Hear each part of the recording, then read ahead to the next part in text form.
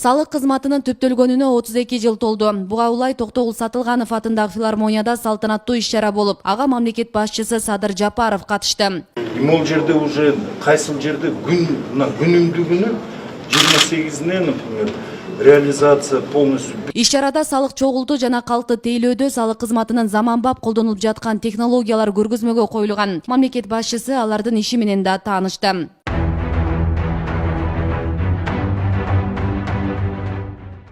Андан соң президент салык кызматкерлерин кесиптик майрамы менен куттуктап, аларды өлкөнүн социалдык экономикалык туруктуу өнүгүүсүнө кошкон салымын белгиледи.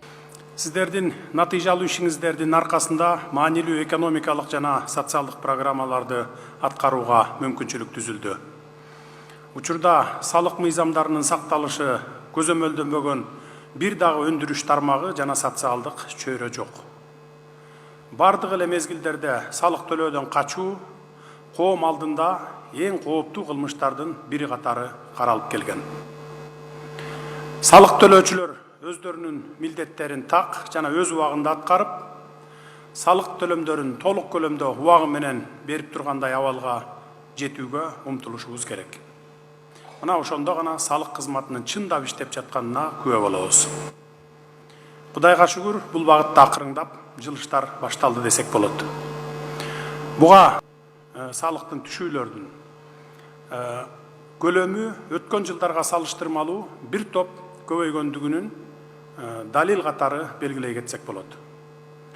Мамлекет башчысы иш-чаранын катышуучуларынын алдындагы өз сөзүндө ишкерлердин ишмердүүлүгү өлкөнүн экономикалык өнүгүүсүнө чоң салым кошуп жатканын айтты. Сиздердин ишмердигиңиздердин аркасында 2021 жылы мамлекеттик бюджеттин кирешесине 105 миллиард сом келип түшсө, 2022 жылдын соңунда болжол менен 155 миллиард сом жыйналары же дээрлик 50 миллиард сомго көбөйөрү күтүлүүдө. Мындай натыйжага жетүүгө сиздерден күн түндөбөй иштөөгө талап кылынат жана бул максатка жетесиздер деп терең ишенебиз. Ошондой эле өлкөнүн социалдык экономикалык өнүгүүсүнө жана бюджеттин киреше бөлүгүн толуктоого олуттуу салым кошкондор Кыргыз Республикасынын ардак грамотасы менен сыйланды. Абдраев Базарбек Кошоевичке тапшырылат.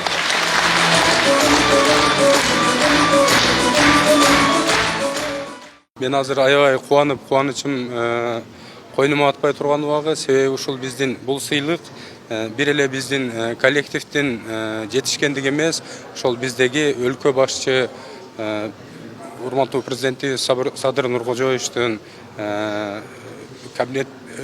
министрлер кабинетинин төрагасы Акылбек Үсөнбековичтин бизге болгон өндүрүүчүлөргө, өзгөчө ушул жергиликтүү өндүрүүчүлөргө болгон жардамы жакшы деңгээлде болуп атат.